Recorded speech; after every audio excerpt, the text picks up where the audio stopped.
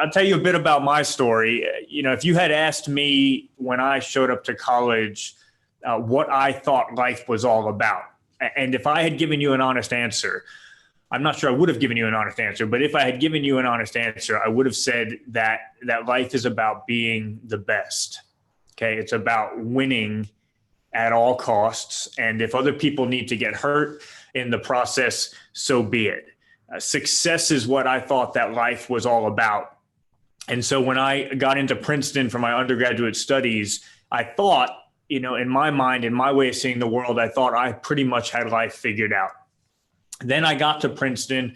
I started playing soccer, and two soccer teammates of mine invited me to a meeting of a campus ministry named Athletes in Action. Now, I didn't even know what a campus ministry was, but it had athlete in the name, so I was interested enough to go along. I'll never forget what I saw when I showed up at that first campus ministry meeting. I don't think a sight has ever caused such dissonance in me. I saw these high-achieving Princeton students, people like me, young men and women who had worked their whole lives to be praised as perfect, to be praised as the best. And here they were singing their hearts out to someone for being better than them. They were singing their hearts out to God and praising him for being far better, far beyond anything that they could ever be. And I just couldn't get my head around it. And it bothered me because in my world, if somebody was better than me, that made them an enemy. But here were these Princeton students treating Jesus as their most intimate friend and confidant precisely because he was so much better than they could ever be. It really challenged my entire understanding of the meaning and the purpose of life. It felt very disorienting. It was almost like I had climbed this ladder of success and gotten near the top of it and then began to look around, and I had no idea whether I was leaning against the right wall or against the wrong wall. One of my teammates around that time challenged me to read the Bible. I wasn't that interested, but I was always up for a challenge. And I did begin to read through the Bible for the first time with a critical mindset. I would cross things out. I would add things in the margins. I'd write a big BS in the margin wherever I disagreed, not for Bible study, sadly. And so I'm reading through the scriptures for the first time, and I'm critical and I'm crossing things out. I'm questioning everything. But at the same time, I'm also finding myself drawn to the person of Jesus. I'm reading these stories, a woman caught in adultery and the leaders wanted to stone her. And Jesus says, "You who are without sin, throw the first stone."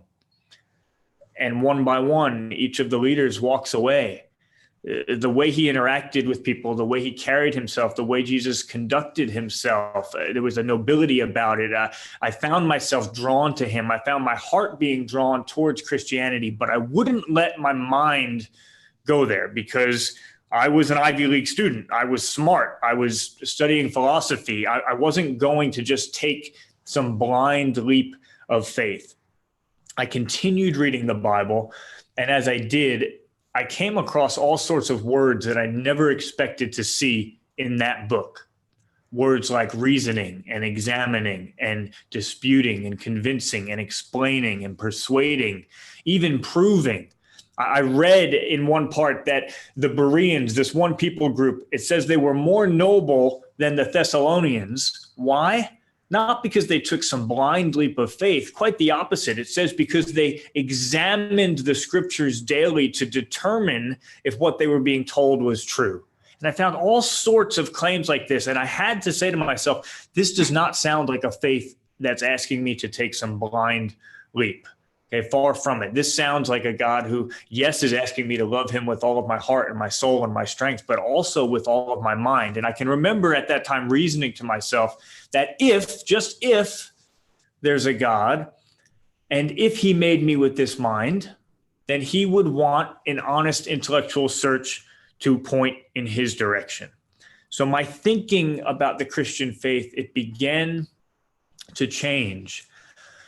But still, even if Christianity wasn't asking me for blind faith, I still thought it was asking me for crazy faith.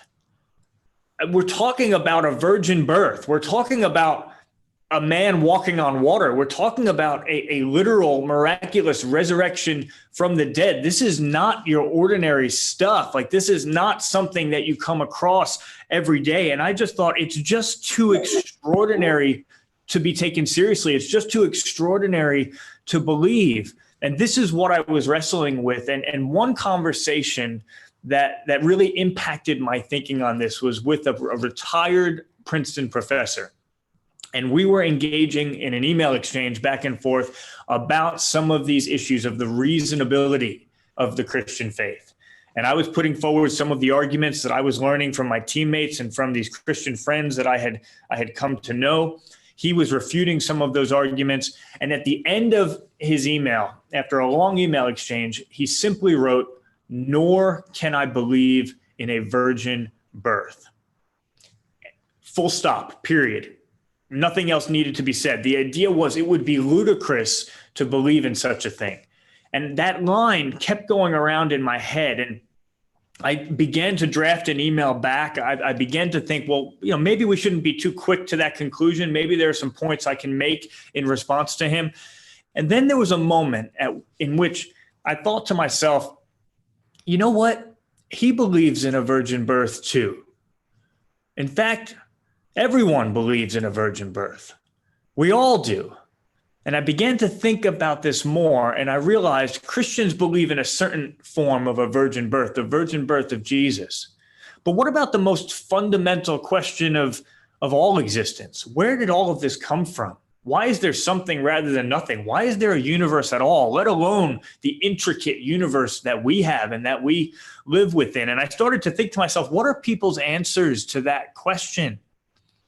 And here's a couple of them. Think about Stephen Hawking's answer, the brilliant Cambridge physicist. Just a summary of his response. He says the universe can and will create itself from nothing. Spontaneous creation is the reason there is something rather than nothing, why the universe exists, why we exist. And I thought to myself, well, that sounds like a virgin birth, a form of a virgin birth. Or take the position of the atheist philosopher Quentin Smith, another person that doesn't believe in the Christian faith, but when he asks that question, the most fundamental question of existence, why is there something rather than nothing? Where did all of this come from? Here's his answer. He says, the fact of the matter is that the most reasonable belief is that we came from nothing, by nothing, and for nothing. We should acknowledge our foundation in nothingness and feel awe at the marvelous fact that we have a chance to participate briefly in this incredible sunburst that interrupts without reason the reign of non-being. And I thought to myself, that definitely sounds like a virgin birth. And the conclusion that I came to is that we live in a miraculous world. Whether you are a theist, an atheist, or an agnostic, I don't think there's any getting around that. Every one of us, I think, has to believe in something absolutely extraordinary. I started to think to myself, wherever your extraordinary belief sits, maybe it's the case that it's not whether or not we believe in a virgin birth. Maybe it's just the case of which virgin birth we choose to accept. Maybe we all believe unbelievable stuff. And in particular, I used to think that science and faith were very much at odds in this respect. Faith was the ludicrous, extraordinary option. Science was the sober, sensible, rational option. But again, now I began to think through this with more nuance. And I thought to myself, Christian faith makes the incredible claim that God is immaterial. That's an extraordinary claim. But science claims that 99.9999999% give or take, of the chair that you're sitting on right now is immaterial. Christian faith claims that God is omnipresent, that he can be everywhere. He can be in multiple places at once. But some of our best models of quantum physics suggest that the same particle can be in two different places at once. Christian faith claims that in his incarnate nature, Jesus has both a divine nature and a human nature. But science claims that particles have a wave nature and that waves have a particle nature. Faith claims that we can really know God, even though there is so much about God that is far beyond anything that we could ever comprehend. And yet I thought to myself, you know what? Science claims that we really can know a lot about this universe, even though about 95% of it is made up of either dark matter or dark energy, both phenomena that are mysteries to us. And so I realized that maybe the question is not whether we believe unbelievable stuff. Maybe we all do. Maybe the question is just, do we have good reason to believe the extraordinary things that we actually have to believe when we look around and realize we live in an extraordinary universe? And so my journey then, as I continued to consider the claims of Christianity, began to home in on the claim that Jesus had risen from the dead, the central Christian claim upon which the faith stands or falls. And as I continued reading through the Bible based on that challenge that I had been given, I found myself very intrigued by a passage, a chapter in the Bible in 1 Corinthians 15. And the reason it was so intriguing to me was because there, the Apostle Paul goes through a list of all of the people that he claims Jesus appeared to after he clearly had been killed. And at one point it says that he appeared to more than 500 people at once. And then in brackets, it says most of whom are still living, almost as if to dare the reader, if you don't believe me, go out and ask them yourself.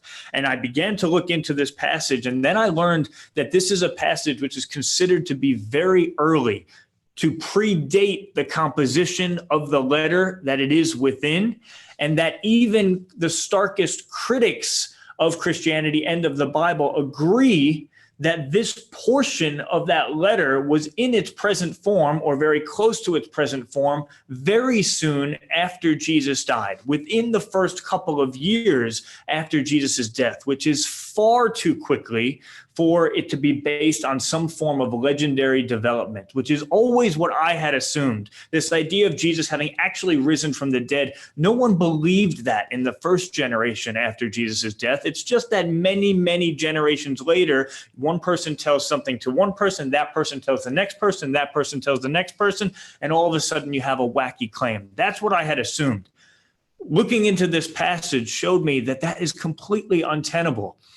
Everyone agrees, not only Christian scholars, but those who are critical of Christianity, that very soon after Jesus' death, there were many people walking around who were convinced that they had spent time with this man who clearly had been crucified and killed. And so now there was this question that I had to deal with. I had to ask myself, how am I to explain that what should have been the movement-ending death of Jesus instead sparked the eruption of one of the greatest movements of all time? How do we get from the death of Jesus to the eruption of Christianity when his followers thought that he was the Messiah? They thought he was going to become an earthly king and rescue them from the heavy hand of Rome and reign forever. And then he dies. That should have been the end of the movement. And I couldn't get my head around how to explain it. So what I did was I arranged meetings with two of the top New Testament professors at the time at Princeton. And I put this to them. I said, look, this is what I'm learning. This is what I'm looking into. It looks like Jesus' death should have been the end of that movement, but then it looks like very shortly thereafter, there were a lot of people who were walking around who were utterly convinced that they are spending time with him after his death. There seems to be a big historical gap here. How do we fill it? I understand that Christians fill it with the resurrection, but if not with the resurrection, what do we fill it with? And one of my professors glanced in the direction of a mass hallucination theory. It's a theory that has a lot of problems with it, and it has not, for that reason, earned credibility in the scholarly literature. Happy to talk about that more if anyone wants to raise it in the question time. My other professor said that as a historian, he simply wasn't interested in the question. And there seemed to be an assumption that as soon as we begin to talk about the miraculous, we're no longer talking about history. And I've never been able to understand why he thought that that assumption could be made at the outset rather than following the evidence wherever it led. And so I learned two very important things through those discussions. First, I learned that just because people are very smart, and these professors were very smart, just because someone's very smart does not mean that they have good answers to the deepest questions of life. There's a big difference between intelligence and wisdom. And then the other thing I learned through those discussions was that criticism without alternative is empty. That your criticism doesn't hold weight if you haven't given an alternative. If you tell me, Vince, you have a terrible phone, I'm open to your criticism because that's the word of tonight. But then I should respond by saying, okay, if my phone is so bad, what model phone should I get instead? And if you then respond and said, well, actually, I've never come across a better phone than the one you already have. I've never seen a model that performs better than this one that you're holding in your hand. If you can't give me an alternative that is better than what you're criticizing, then the criticism loses its weight, then the criticism dissolves. And I had a lot of people who were telling me that you couldn't believe in the resurrection, who were being critical of believing in the resurrection, but I couldn't find anyone who could give me an alternative, a plausible alternative to put in its historical place to explain the eruption of Christianity. And so eventually I had to ask the question, could it really be the case that despite 2,000 years of historical scholarship and speculation, there's not a single remotely plausible explanation for the eruption of one of the greatest movements of all time? Richard Swinburne, he is probably the most influential British philosopher of religion of the last half century, or say 60 years. He held the head post at Oxford for many years. And in 2003, he wrote a book called The Resurrection of God Incarnate. In that book, he argues that on the available evidence today, it is reasonable to conclude that it is 97% probable that Jesus truly, physically, miraculously, bodily rose from the dead. Now, look, he's not asking us to take that exact percentage too seriously. He likes to work with probability theory, and so he plugs in estimates at each point in the argument. But still, the fact that someone of his intellectual credibility can make that claim, make it in print, have it published by Oxford University Press, and then ably defend it at academic conferences around the world, it speaks to the fact of something at first I couldn't even conceive of, that you cannot just dismiss the claim of the resurrection out of hand. There are serious arguments that have been made and that continue to be made in its favor. And I personally found myself very persuaded by them. And so if that is not something that you have been aware of or looked into, it's something that I would certainly commend to you. Now, 97%, that sounds pretty good, but still, it's still short of full confidence. And with lots of things, 97% sounds great. I'll take it. If I were bungee jumping and somebody told me that the bungee cord works 97% of the time, there's no way I'm taking that jump. When you're staking your life on something, you want even more. And a friend of mine once said to me, Vince, do you think we can know God? I said, yeah, sure. This was after I had come to faith. He wasn't satisfied. He came back to me. He said, no, do you think we can really know God? He pressed me. And I realized that he was making a distinction between two different forms of knowledge. Relatedly, in philosophy, we sometimes talk about propositional and non-propositional knowledge. I think about a shirt, trying to figure out whether a shirt fits you. There are at least two ways to do that. Okay, one way is to check the measurements. I can look at the measurements in the store and say, what's the length of the arms? What's the circumference of the neck? Does this shirt fit me? But another thing I can do is I can just pick it up and I can try it on. Now, both are important. If I'm in the store and the measurements are not anywhere near my size, I'm not going to pick the shirt up and try it on. It's only if the measurements are in the right vicinity that I might take that second step. But there's no substitute for trying it on.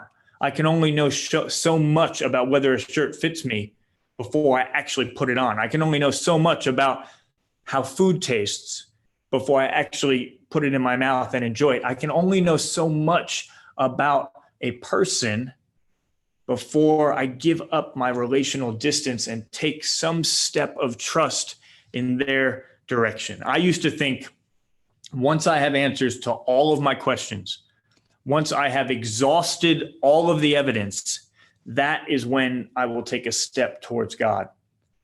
But what I found over time is that the knowledge that I sought was only made possible by taking a relational step towards God, by giving up that distance, by being willing to try it on. If you are really committed to investigating Christianity and investigating it to the fullest extent possible and to considering all of the evidence possible, because it is a faith that says it is based in relationship and is personal, it's actually not possible to do that investigation fully from a safe distance. It has to require taking a vulnerable step of trust at some point.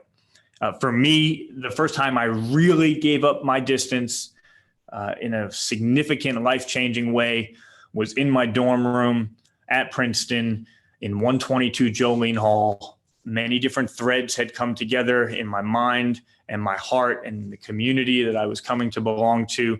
And I dropped to my knees and I told Jesus that I wanted to trust him,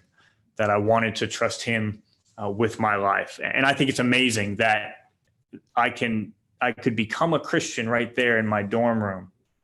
That's all it took, was me talking sincerely from my heart to God about the trust I wanted to place in him. I could do that right then and there because God wasn't in the Christian faith asking me to do anything to work my way up to him. He was just asking me to accept that he had already done everything necessary by coming down to us. I realized eventually that there was actually something good in my initial desire to be the best, that desire for perfection. There was actually something good in that, but it was confused. It's not that I was made to be perfect, but I think that I was made to be in relationship with someone who is perfect. Perfection was something I was supposed to be aiming for, but not as a trophy that I would receive because of my achievements, but as a gift of relationship that I would be given by someone else. And as I start to draw to a close, I'll just leave us with a question. And maybe this is a question for our discussion groups, the breakout groups that we're going to have later. If you could have either a reward or a gift of exactly the same value, which would you choose? It's going to be exactly the same item that you're going to get, but one is a trophy for your achievements and you get credit for it. The other is a gift given to you because someone loves you. It has nothing to do with what you've deserved, but it's just the value that they see in you because of their love for you, and they get the credit for it because they generously give you that gift. A reward or a gift of exactly the same value. Which one would you choose? That day in 122 Jolene Hall, my dorm room, I chose gift. And I'm so glad that I did. Because a trophy you often only get until someone takes it from you. You win the championship this year, you get the trophy for that year, and next year someone else is going to win the trophy and you need to hand it over. But a gift is forever. A gift is something that cannot be taken from you.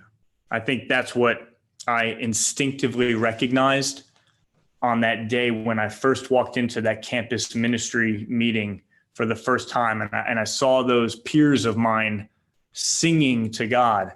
I think I had walked in sort of metaphorically with my trophies in hand, and I was clutching them.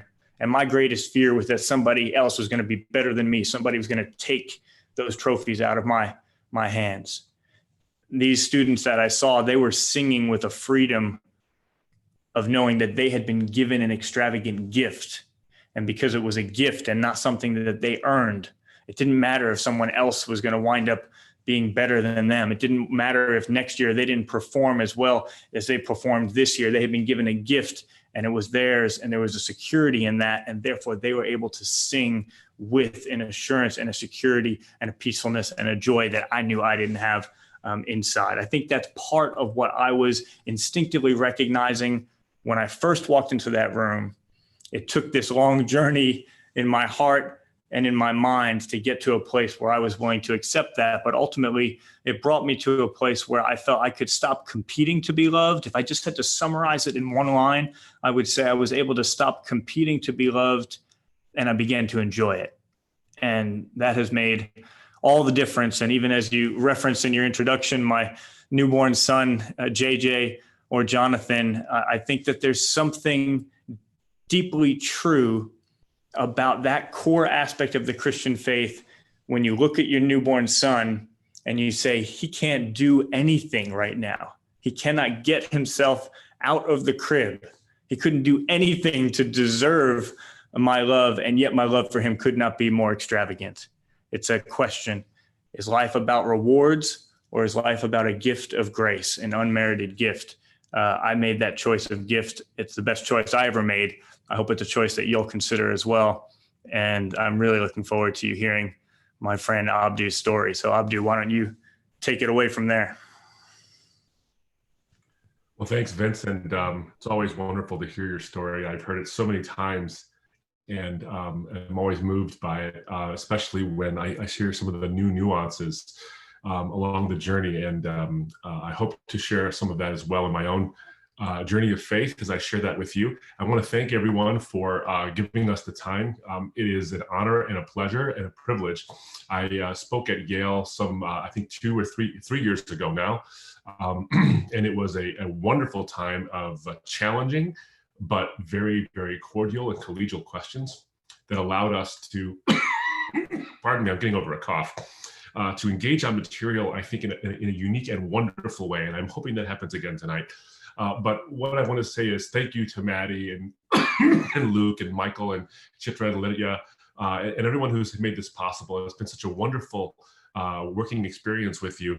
I also want to thank you for the overly generous introduction, specifically the overly generous introduction based on, I'm not a doctor, but I have a Juris Doctor, which is basically a law degree from a major law school. I don't want to give anybody the impression that I have a PhD from somewhere hidden. I don't, but I do have my JD. Vince's, but I want to park on and highlight another aspect of the journey of faith as it relates to the discovery of truth. When it comes to specifically and the will, a matter of what it is, how do we interact with truth in a way that is meaningful and also honest and sincere? Because along the way, when we engage with truth, sometimes truth has a way of biting back at us because there is something about truth that requires a change in us. It requires some measure of a reaction to us that is not always comfortable. So I'm going to open up with a lawyer joke, if you don't mind, and move on from there just to illustrate the point I'm trying to make. So there's the story of this guy, and he's the guy you think of. When you think of a lawyer and you think of the quintessentially smarmy kind of lawyer who just does anything he can to get his way and win and amass a fortune through various shenanigans, this is the guy. So he has this really wonderful sprawling estate he loves to walk on, especially in the fall. So he's walking through his the woods behind his house, and the leaves are falling, and the streams are streaming, and the squirrels are being squirrely, and all of this. And he comes across a bear in the middle of all of it. And the bear looks at him, and it snarls, and it straps its teeth, and you can tell it's got the taste for him. And so he runs as fast as he can in the opposite direction. Well, the bear begins to give chase, and eventually the bear catches him and knocks him down. And as the bear raises its paw to take a swipe at him for its dinner, he says, "Oh my God." And the bear suddenly stops, and the leaves stop falling, and the stream stops streaming, and the squirrels stop being squirrely. And a light comes down from the heavens, and a big booming voice says, "You have denied truth and used falsehood to get your own way your whole life, and you have used and manipulated others. Why should I save you now?" And the lawyer, being a good lawyer, tries to find a loophole. So he says, "Yeah, I guess it would be hypocritical if I became a Christian right now. But hey, could you make the bear a Christian?" And so God the booming voice says, very well. And the light goes back up and the leaves start to fall and the squirrels get all antsy and squirrely and the streams start to stream. And the bear puts his paws together and says, thank you, Father, for this food I'm going to receive. Now, the point of the story is not just to make fun of lawyers and my fellow counselors. The point is two things. One, you can't out-lawyer God.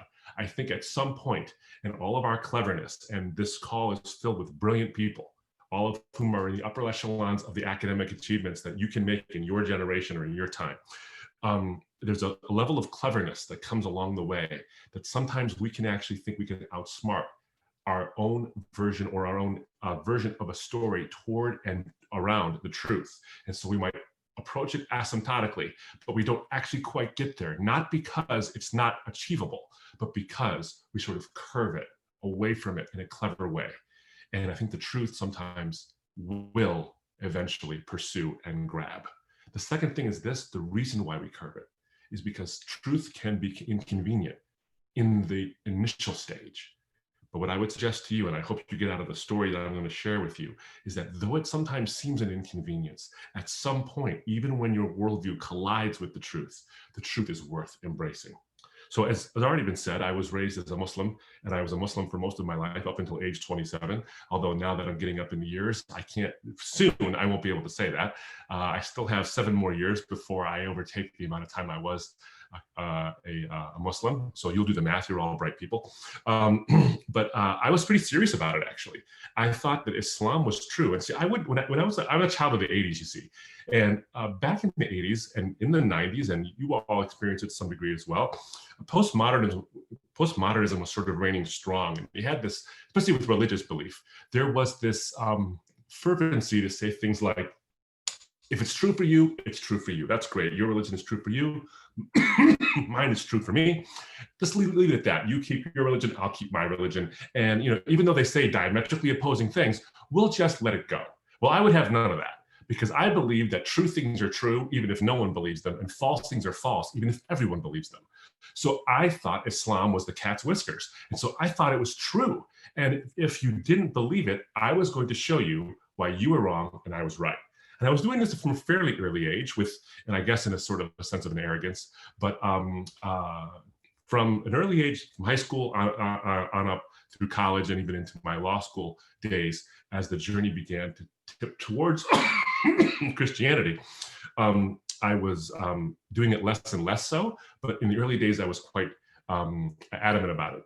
Now, I wouldn't do it in a combative way. I wasn't, thumping my Quran at people on the street or knocking you over the head with the Bible and saying, this is false. I wasn't doing that. What I was doing was I was engaging in conversation, especially with friends, but with anybody who would listen, who would talk to me about matters of faith and ultimate reality. Now, I was an American teenager. I loved sports and talking about girls and all this stuff as much as the next guy. But eventually, at some point, that stuff does grow stale. And issues of ultimate reality come to the fore and are necessary for us to engage in. And so I would eventually have these discussions. Now, in the area I grew up in Michigan, back when I was growing up, it wasn't as diverse as it is now. It's wonderfully diverse now. It's wonderful for the restaurant choices. It's wonderful for the sights and the sounds and the smells and the languages you hear. It's wonderful. But back when I was growing up, we were one of the very few Arab families in the place. We were sort of the dash of olive oil in the pot of rice, as it were. So we were exotic, you see, which allowed us to actually engage in conversations. People would say, what do you Muslims believe? Muslim, that's how they used to say it. Before 9/11, no one had any interest in Islam. But 9/11 happened, and of course, interest catapulted, and people wanted to know more about it. But because we were exotic, at least seemingly so, and there were some Indian families, there were some Arab families, a few African-American families I saw, but not a lot. But because of our sort of exoticness, it allowed open doors for me. Now, I would challenge people as to why they believed what they would believe. If they were Christians, I would say, why are you a Christian? If they were a Jew, why are you a Jew? If they were an atheist, why are you an atheist? If you're a Buddhist, and there weren't a lot of them, but there were some as I went into college, why are you a Buddhist or whatever, or a Hindu, whatever it might be. Now, Christians were sort of low-hanging fruit, because back then, again in the 80s, it was fashionable to say you were a Christian, even if you kind of didn't mean it. If it just was a cultural thing, like a way you grew up and you went to church on Easter and Christmas, you'd say you were a Christian because it was still fashionable to say it. Not so much anymore. We've given up the pretense. But back then it was. So I would approach Christians and I'd say, hey, why are you a Christian? It's a question every Christian should ask themselves all the time. Why are you a Christian? And oftentimes the answer was, well, I don't know. I guess I'm a Presbyterian because I go to the Presbyterian church on Christmas and Easter. So I guess I'm a Presbyterian. And they would answer the question in the form of a question, as if they didn't know the answer themselves. I'd say, wait a minute. Are you telling me that you are trusting your eternal soul to a worldview someone else has thought through, but you just accept on tradition? And the answer essentially was yes. And this was by far the most common response. And it wasn't just Christians. I was an equal opportunity faith knocker outer upper, but Christians were, as I said before, the low-hanging fruit. So it was these people that I challenged often because they were easy to challenge, because they basically had relied on tradition completely. And so I'd say, wait a minute, I've thought it through for you. Here are 15 objections I have to your worldview, to your belief. Now, I was coming from a theistic framework. I wasn't coming from a naturalistic framework. And though I did debate and engage in discussions with atheists and agnostics, oftentimes I found myself in religious discussions with people of other religious beliefs, or at least nominally so. So I would say things like this: the fundamental ideas of Christianity don't make any sense, especially from a theistic framework, especially if you want to believe in God. The last God you should believe in is the Christian version of God. And here's how I would defend that. I'd say, as a Muslim, now you've all heard this phrase, by the way. I'm sure you've heard the phrase, Allahu Akbar. You've all heard Muslims say this phrase, Allahu Akbar. Now, when you've heard it, probably you've heard it in the context of something terrible being reported on the news. They say Allahu Akbar, and then something blows up or whatever it is. This is very unfortunate, because most Muslims say that phrase every single day, and most Muslims are not sitting behind the stairwell of the airport, twisting their mustaches, thinking of ways to blow the place up. They're not doing that. They come to this country to get a good education, to find the girl of their dreams, to marry that person, have kids, have those kids marry the girls or boys of their dreams, and then have kids themselves, and then die happy grandparents. It all sounds very familiar, doesn't it? Well, why do they say this phrase, Allahu Akbar? It's because it literally means God is greater. The central search for the Muslim, and the central search for me, was how am I to understand why I should worship God unless he is the greatest possible being there could be? He must be the greatest possible being, because otherwise he would not deserve my worship. If he's like a Zeus or a Hercules or some demigod type of a thing, why would I believe in such a God? And so I needed to believe, because if there is a God, he naturally would be the greatest possible being there could be. So I would challenge Christians. I said, do you believe in a God who is great? Well, sure, yeah. I said, why are you too great?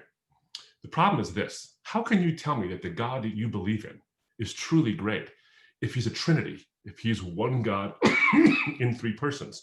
Because if God the Father is God, then how can God the Father need help from God the Holy Spirit? And how can God the Holy Spirit need help from God the Son? It seems all like a very confused form of tritheism, yet you're claiming to be a monotheist. Can you explain this to me?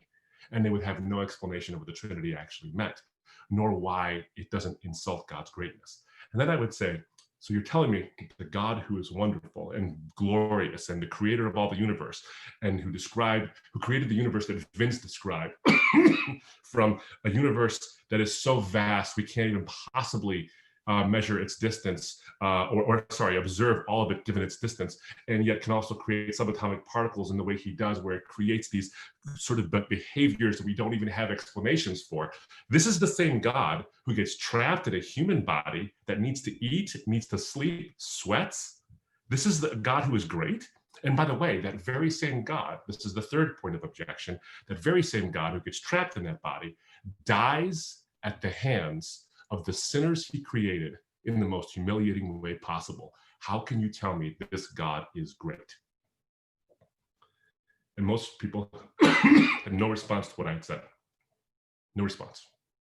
Now, along the way, there were some annoying Christians who knew what they were talking about. And they actually responded to my objections. And not only did they respond to my objections, but they had a few objections of their own.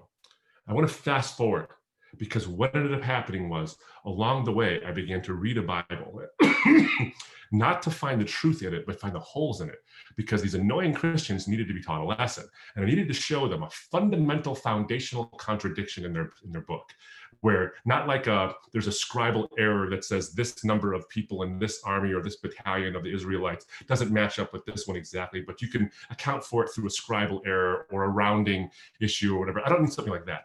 I mean, Jesus says this, he says A in one gospel and says not A in another gospel. I want to find something like that so I can knock the faith out of these people.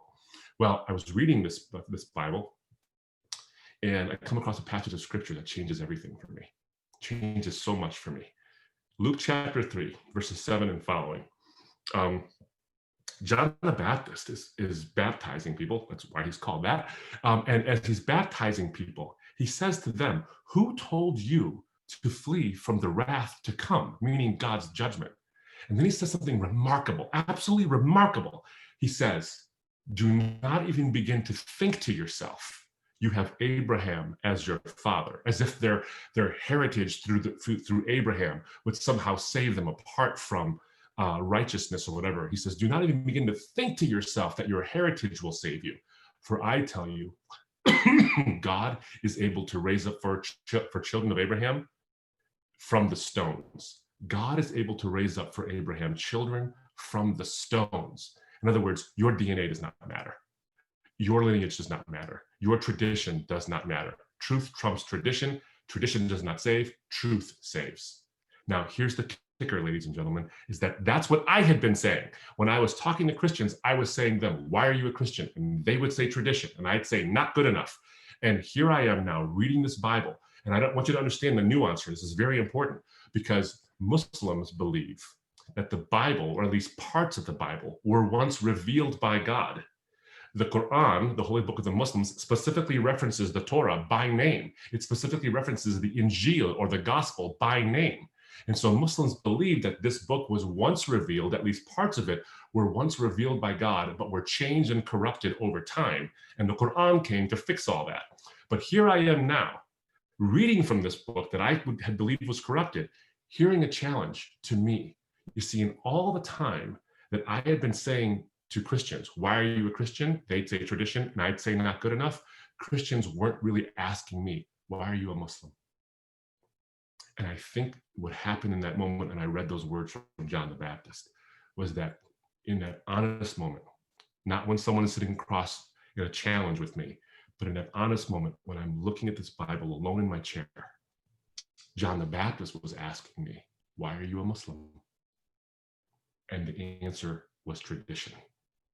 I had found enough reasons and evidences to sort of back up why I believed what I believed, but the foundational reason was because I was proud of being one. I liked being one. It was important to me to be one, and that was important to me enough to defend it to other people. But that wasn't a good enough reason. And so John the Baptist, can you see the irony? Can you see the beauty of the irony here? Is that a book that I thought was corrupted was preserved for 20 centuries so that John the Baptist's words could reach my eyes and then reach my heart. Now, I didn't become a Christian that day. What did happen was I realized I was not being objective. I was swallowing every argument against Christianity just because it was convenient for me, and every argument in favor of Islam because it was equally convenient for me. And what John the Baptist's words did was challenge me to take a look and see, is there evidence that's positively in favor of Christianity, and thus and so. I was fully confident Islam will win the day, but in the end of the day, I wanted to see what worldview, whether Christianity or Islam or Hinduism or Buddhism or any other ism and schism there might be, what is the truth? And that began a 9-year search. But friends, the answers began to mount. I want to give you just a couple of things that stuck out to me. The first thing is, with the shift in my mindset, I read the Quran and I saw something in the Quran that was quite fascinating, something I had read numerous times before, but hadn't seen the import of. In the 5th chapter of the Quran, it's called Al-Ma'idah, which is the table spread. In the 5th chapter, verse 47, it says, وَلْيَحْكُمْ أَهْلُ الْإِنْجِيلِ بِمَا أَنزَلَ اللَّهُ فِيهِ وَمَنْ لَمْ يَحْكُمْ بِمَا أَنزَلَ اللَّهُ فَأُولَٰئِكَ هُمُ الْفَاسِقُونَ. In other words, in Arabic, in English, it's let the people of the gospel, it's a statement about Christians, it's present tense. Yahkum. Yahkum is a present tense verb in Arabic, which says you are to judge in the present tense by what God has revealed in the gospel. And those who do not are among the evil livers or the rebellious ones, depending on the translation you read. But you see the import here is that the Quran, which supposedly had come to fix the corruption of the Bible, was telling Christians to judge by the Bible, lest you be rebellious. Same chapter of the Quran, chapter 5, verse 68, when it says about, O people of the book, which is a euphemism for Christians and Jews, Lastum ala shay'an, which is you are on nothing or you have no foundation, hatta yuqimu, which means until you observe, present tense, once again, the Torah and the gospel and all the revelations that have come to you from your Lord. How can the people of the book, the Christians and the Jews, have the foundation of observing in the present tense the Torah and the Injil if the Torah and the gospel were corrupted? It cannot be. So now I'm faced with the dilemma because the Quran affirms the veracity of the Bible.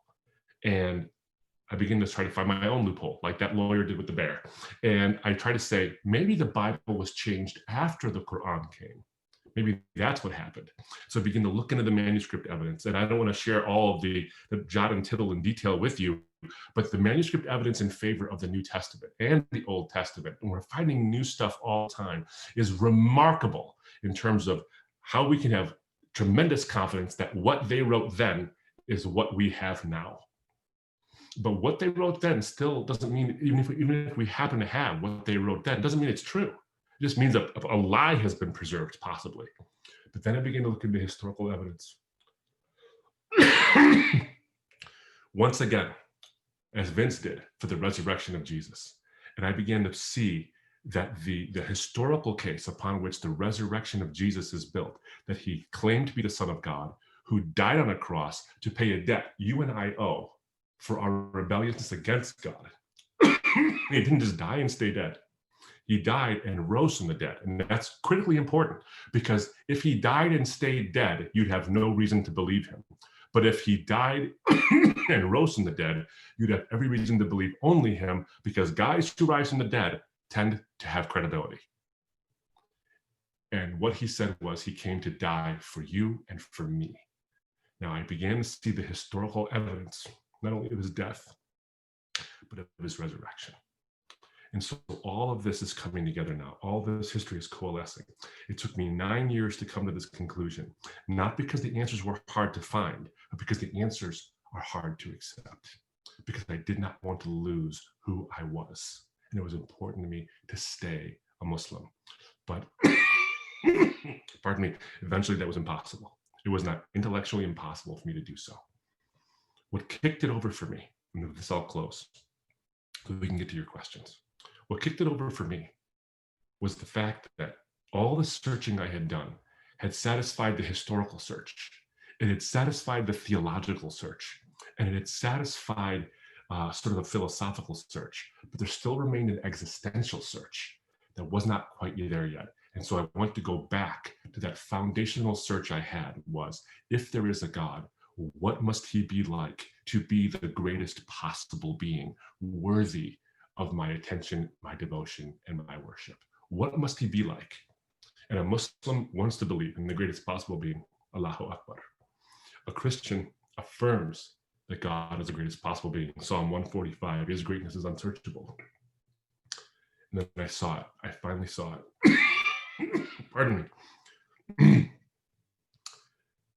If God is the greatest possible being, then it follows that he would express the greatest possible ethic, which is love.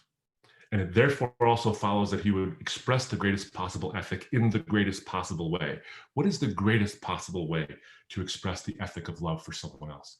The greatest possible way to express that ethic is not really a mystery, is it? It's self-sacrifice. You and I are capable of this. If you love someone truly, if you're a husband to a wife, or you're a father or a mother to a child, or you're just a friend to someone, and you truly have a deep and abiding love for that person, doing nice things for them is one thing. Surprising them at work with chocolates is one thing. Being the Romeo to her Juliet is great, although don't take it too far because that story didn't end well. But being that Casanova, being whatever it might be, there's a selfishness in our selflessness until that moment of self-sacrifice. When you do something for the other person that helps them but hurts you, and you don't ask for anything in return. That is the greatest expression of love that we are capable of having. Now, if we, as the finite, limited creation, can express love in this greatest possible way, ought not the God of the universe, the greatest possible being, be able to express the greatest possible ethic in this greatest possible of ways? I would say that and more. He wouldn't just express it in that greatest way that we can express it. He would express it greater than we express our love. See, God's self-sacrifice is actually beyond that. Because while we will sacrifice gladly for those who love us back, maybe for a stranger if you're in the service, or a police officer, or a fireman, or whatever it might be, or a perfect stranger. But it's very seldom we even do that. But what we don't do is sacrifice for those who hate us. When Osama bin Laden was killed, I didn't hear one person say, boy, that's too bad. I wish I could take his place so he could have a chance at a redemptive life. Our love has limits, but God's does not. I remember reading Romans chapter 5, verse 8, when all of the search I had coalesced in this one verse where Jesus said, what the Apostle Paul says about Jesus and about God's love. That God demonstrates his love, his boundless, highest possible, greatest possible love, in that while we were sinners, those who hate God, Christ died for us. The greatest possible being expressing the greatest possible ethic in the greatest possible way. And I knew right then and there that if there is a God, and if there is a God who is the greatest possible being, then he must be the God of the cross, of ultimate sacrifice, and the God of the empty tomb, of ultimate victory. I had thought that the cross was a sign of weakness. I had thought that the cross was a sign of insult for God. But James Stewart says in that powerful passage in The Strong Name, he says that the phrase of the New Testament, that he led captivity captive, is so very profound.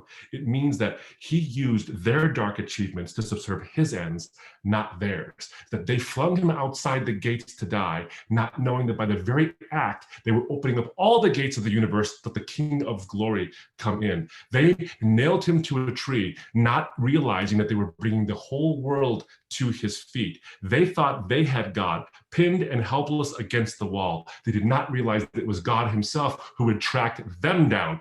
God did not conquer despite the dark mystery of evil. God conquered through it. And that's the ultimate paradox, is that you have a God who takes the evil machinations of man, but uses them to save the very men and women who sought his demise so that they could have eternal life. He is a transformative God, a God who takes sinners, makes them into saints, takes thorns, makes them into crowns, and takes crosses and makes them into thrones. This is a theological journey. This is a philosophical journey. But friends, it becomes an existential journey when that rubber meets the road and a decision is now to be made. And there is always a price. But the price is always worth it, because the price paid for you and the price paid for me is infinitely more than any price you or I will ever pay. I want to thank you for your time, and I'm looking forward to your questions. God bless you. Thank you so much, Vincent Abdu. Yeah, I actually got chills at some points listening to you guys.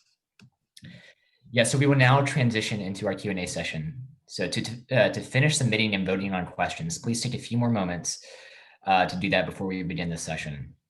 Please note that when answering questions, Vince and Abdu like to address not only the question, but the questioner.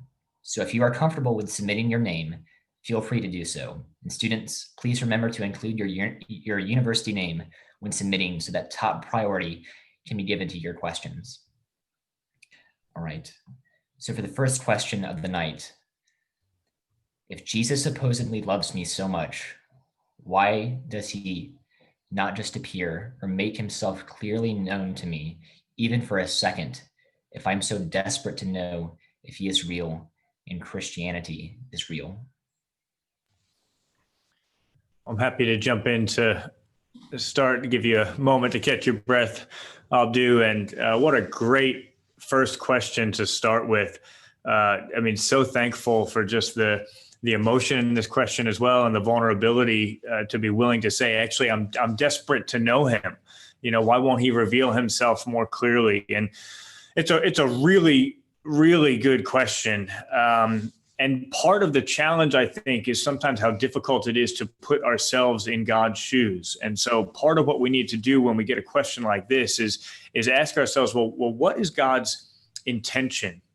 If God's intention and his purpose is merely intellectual assent, if what God wants from us and with us is simply for us to intellectually assent to his existence, to simply believe in him in that thin sense, then it's actually very easy for him to get that. He can just appear to us. He could write the Greek New Testament on every atom in the universe for us to find under a microscope. He could make it very obvious to us that he exists if all that he's looking for is for us to intellectually assent to his existence.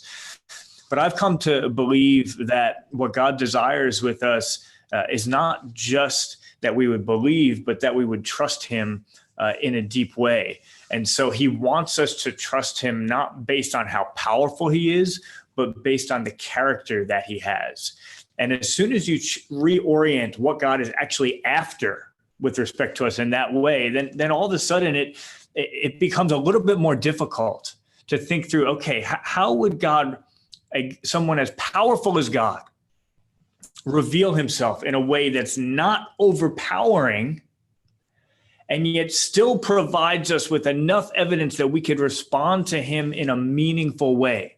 How could God reveal himself to us in a way which is not just subjectively in our minds so that we can manipulate it in any way that we want, but also not so overpoweringly objective as him just showing up in front of us in all of his glory and us being just forced to believe in him and to obey him simply because of just how awesome that would be?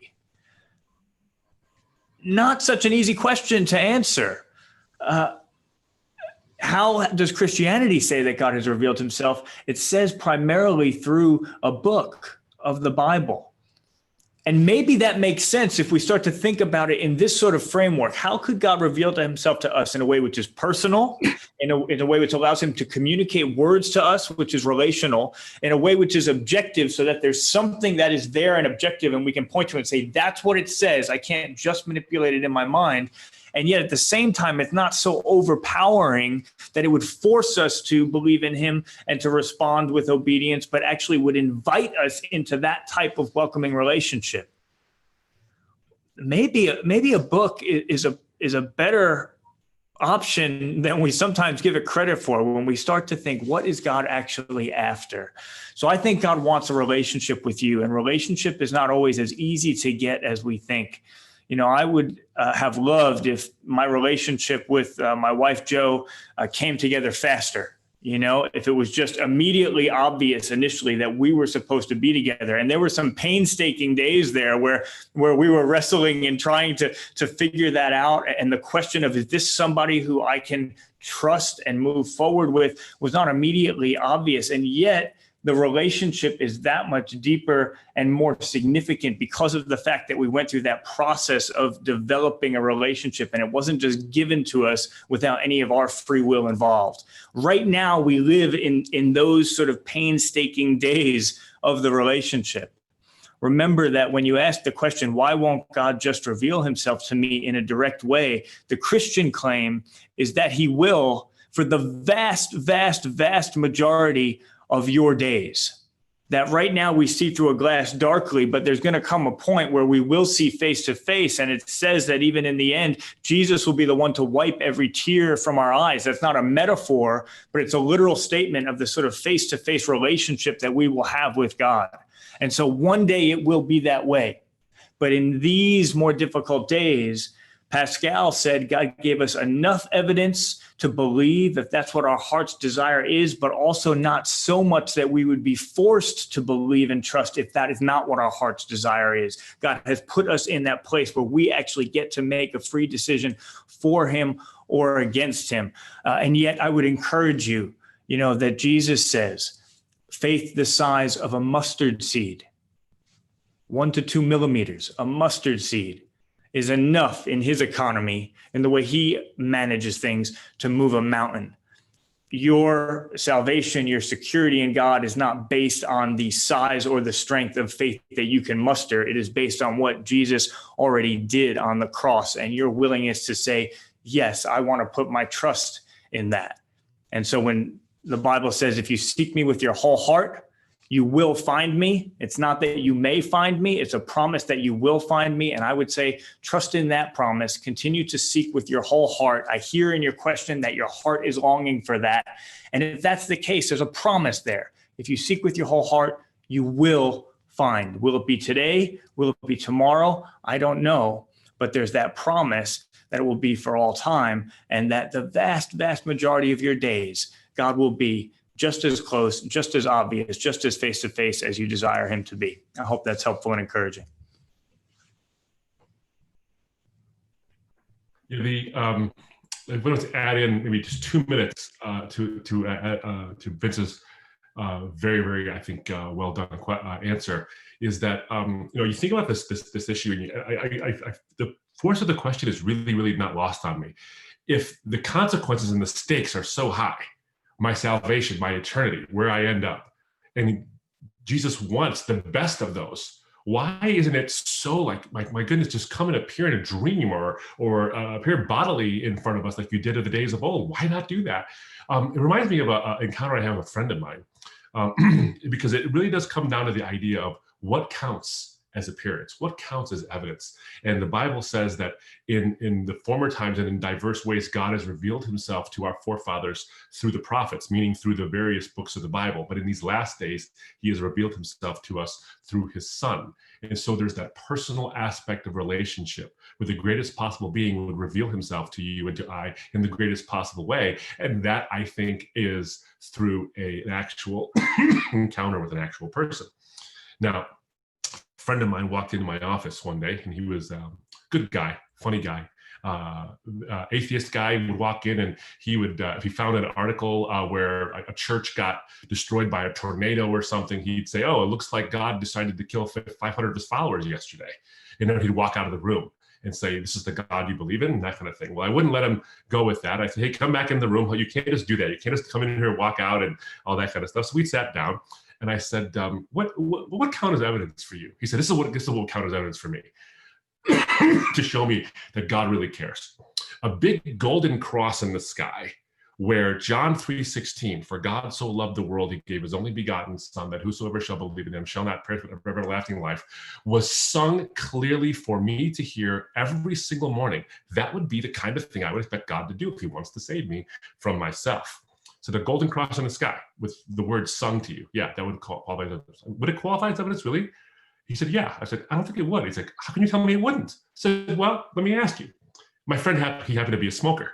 I said, hey, when you started smoking, did you have the evidence that it was both addictive and could kill you? Did you know that? He said, well, of course I did. Everyone knew that. We knew that back then. He says, okay, you began a behavior you know would hook you and you knew would kill you, and you did it anyway in the face of the evidence. This is a bright, accomplished lawyer, by the way. And my guess is that some of us on this call and some of us on this Zoom can resonate where we've done something in our lives, made a decision, as bright as we all are, completely contrary to the obvious evidence before us. So I said, if you made that decision in light of all the evidence contrary to that decision, can you tell me once again how something is just all you need is the evidence for it? Or is there something more? And what I would say is the Bible tells us that God has revealed himself to us every day in this universe. The fact that we exist at all, the fact that we have rational minds at all, that we're not just a product of random selections of collocations of atoms that form these amazing supercomputers between our ears, that somehow we wouldn't trust any other computer if it was made by random chance, yet this one we trust. That itself is evidence that God not only exists, but cares and does something about the world. And he provides you and I with the ability to investigate this history and see the Jesus who can actually offer you and me that hope. So what I would say is that he has revealed himself to you in every single second of our existences. And the question becomes this: if we are desperate enough to look, as Vince has said, will we see what he's offered? Because there's two ways you can look at evidence. You can be a cynic or you can be a skeptic. A skeptic is someone who won't believe until there's enough evidence. A cynic is someone who won't believe even when there is. And a skeptic is always welcome. Seek and you shall find. Ask and it shall be offered to you. But a cynic, no one can change that kind of a heart. I'm not suggesting that the person who asked the question is a cynic. What I'm suggesting is that each one of us needs to examine our hearts and find out moment by moment, are we being a skeptic or are we being a cynic? And is the evidence there for us to see? Thank you so much for your answers. The second question of the night is, does God predestine people to hell? Abdu is definitely predestined to answer that question first. I was waiting for that, Vince. I was waiting for that. This is actually, pardon me, an extremely difficult question in lots of ways, because the Bible does speak about predestination, but it also speaks of humanity's free will. And there are these times in which the mystery of where are people predestined for something versus is there free will. Sometimes the mystery is very hard to unravel and unwrap. It doesn't even take the Bible to do that. You would ask that question really of any form of a God who actually involves himself in human affairs. Because if God is in control of everything, does he therefore determine everything? One would ask that question too, by the way, if you were a materialist. As a materialist, there are plenty of people who are determinists, who believe that despite the appearance of free will, Sam Harris is a good example of this. The neuroscientist and philosopher Sam Harris wrote a book called Free Will, where he argues there is no such thing as free will. All we do is respond to the stimuli outside of us based on the neurochemical composition of our bodies. And so we don't actually engage in decision-making, we just react to external stimuli and that kind of thing. Which always made me wonder is that, did Sam Harris choose to write that book about how he doesn't have any choices? And did the conclusions he come, were they drawn from rational inferences, or were they drawn based on stimuli that he responded to? Which means that I can't trust his conclusions, nor can I trust the trusting of my own conclusions, because I'm the same way. So this is not a problem just for the theist. This is actually a problem for everyone to understand, are we determined or is there free will? I think that the idea of free will exists, frankly, only if there is a God who endows us out of his own creative power, us to have free will. Now, just because God knows everything, and this is where I'm going to tip my hand here, just because God knows all things that will happen, I think he knows all actual future events, but all possible future events and all counterfactuals. In other words, he knows what will happen, he knows what has happened, and he knows what would have happened in different circumstances. So many of you might know what a counterfactual is, but if you don't, basically a counterfactual is what would have happened had you chosen differently. So for example, a lot of you chose, 268 of you chose to be on this call right now. God knows what would have happened had you chosen not to be on this call right now. And there's a million different things that would have resulted from that, and a million other spiderweb of decisions that would have happened and changed the course of your entire night, maybe even the course of your entire life based on that. But just because God knows that doesn't mean that God therefore determines what those things are. Now, God might know where you're going, whether you're going to hell or going to heaven, but that doesn't mean that God determines it. Is that God doesn't necessarily say, okay, well, you're created for destruction. There are people in the Christian faith who do believe that there are certain levels of predestination like that, but there are plenty who don't. There's an interaction, there's an interplay between God's foreknowledge and what we do. Here's an example. I have 3 kids. When my wife and I were deciding to have kids, we realized something. One of the heartaches of parenthood is realizing that your kids might not do all the right thing all the time, that your kids might end up falling down and breaking an arm. And all 3 of my kids, because they're daredevils, have broken an arm. And they've cried and they've had those moments, or they've been teased at school, or whatever it might be. They've had those moments of heartbreak. And I knew that was going to happen to them before we even had those kids. Yet my having them didn't cause those problems. We weren't the proximate cause. We may have been the but-for cause of those things, but we weren't the proximal cause. We weren't the moral cause of those things. And one day my children will die. I know that'll happen because that's the way it works. Yet having them wasn't morally wrong.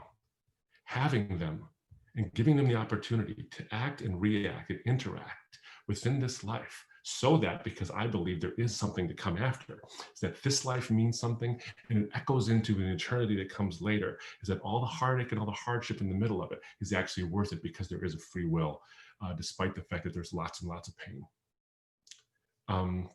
So what I would say is that predestination, that issue, is something we can wrestle with, but everyone's got to deal with it.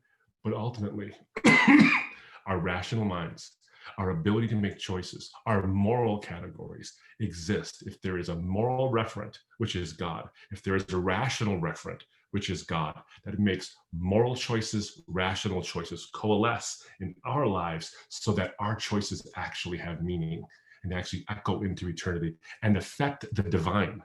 That's what the cross is all about. The very idea of the cross, that Jesus dies on a cross to pay for the sins that we incur, the reason that happens is because our moral actions are dignified with consequence.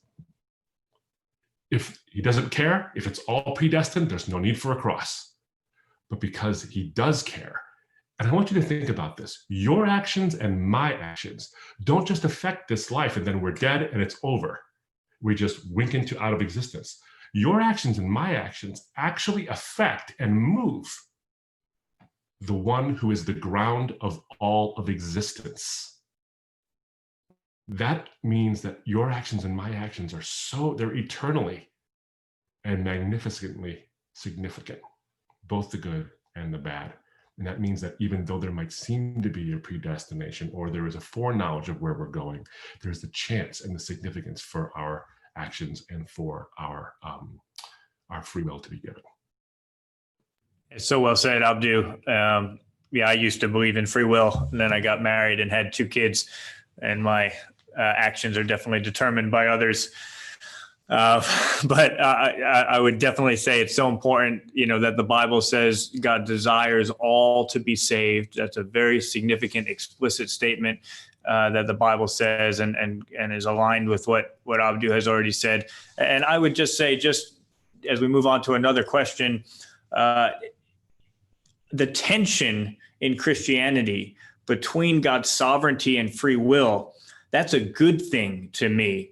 It's not a mark against it. There's a lot of objections that get raised in light of that. But again, criticism without alternative is empty. And so when we look to our alternatives and we look at the alternatives that other ancient religions put forward, some of them said, look, everything is rope determined. There is no free will or responsibility whatsoever. To me, that is a bleak picture of the world. But in the other direction as well, to say everything is just based on free will and chance and randomness, and actually we're just living in the context of a gambling table, and there's no reason to have confidence that anything is moving towards an ultimate end, which is purposeful, that's very bleak as well. Christianity says neither of those two things, and as Abdu has said, holds those two in tension. The mystery of it means we won't always fully comprehend that, but that it holds those two things in tension is, I think, a very good and attractive aspect of the Christian worldview. Thank you. Our next question. In your experience, what is the single best way to share the gospel with a friend?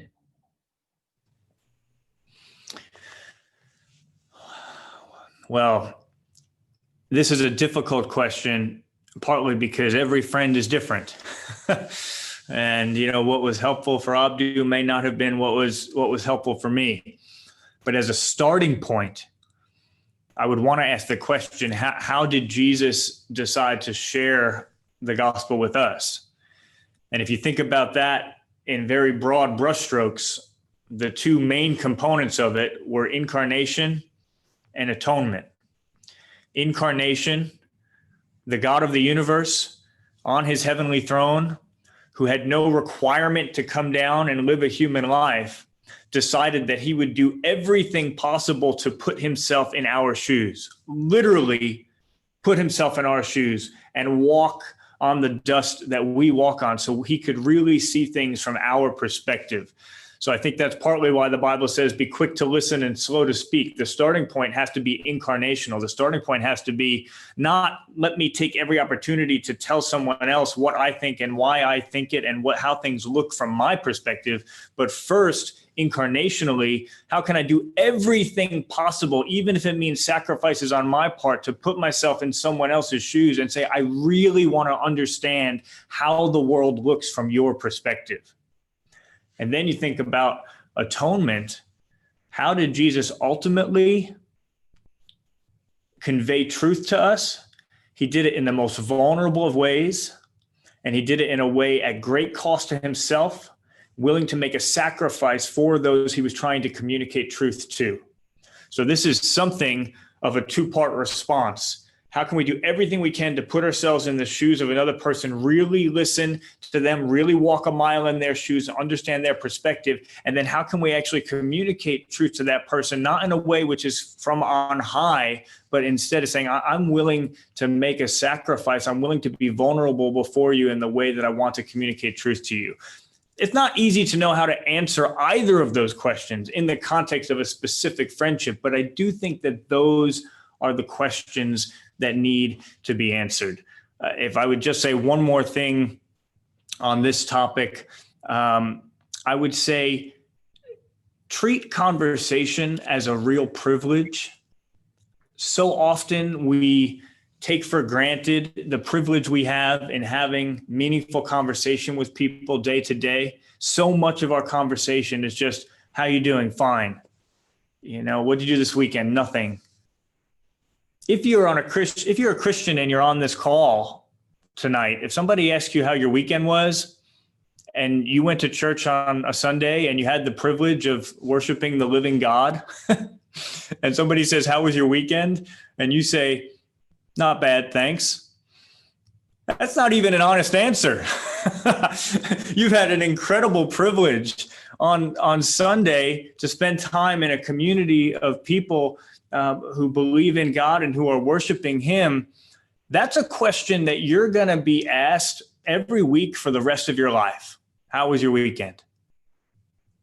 William Wilberforce was someone who was very good at sharing his faith with others in a personal, compelling way.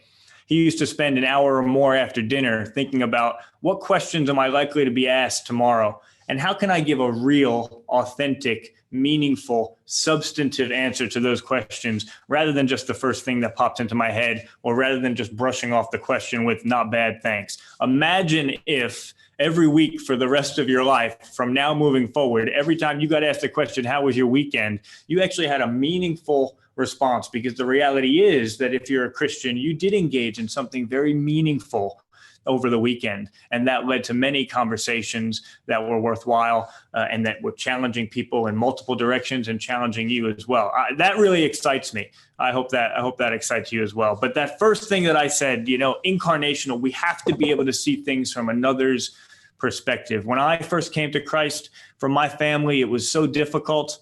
And I didn't put myself in their shoes. And I just thought, I'm treating you better as my parents. I'm treating my brother better. Why can't we all just be happy about this? But from my parents' perspective, in their shoes, the way they saw things, they sent their eldest child off to college, first in the family to go to college, new experience for everyone. And all of a sudden I came back from my first year and I'm saying, I'm a Christian now. And God did some things in my heart where I was like a new person. They sent a child off to college that they loved. They got a different kid back 9 months later. I was saying, well, look, I'm treating you better. Why can't we just be happy? But now in retrospect, I can see, yeah, you know what? That would have been very difficult. They sent a child to college that they loved. They got a different child back. They didn't care whether he was better or worse. They just wanted their old kid back. I think they also felt sort of an implicit criticism. I wasn't trying to convey that, but now I was saying, look, Jesus is the most important thing in life. And they hadn't taught me about him. And then I think my dad as well, I think he felt almost like an infringement on his turf. He was supposed to be my father figure. That was a sacred role to him. And now all of a sudden I had this heavenly father figure who was my primary father figure and the one I went to first for discernment and advice.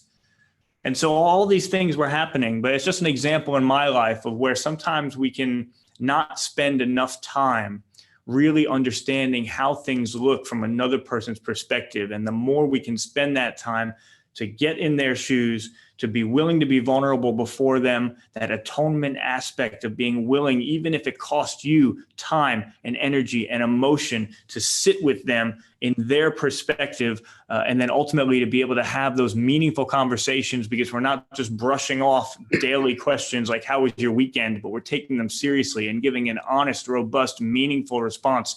If we start to do those sorts of things, not only will we be able to share the faith with people, I hope persuasively, but life will just be full of meaning day to day. And I think that would be a great thing.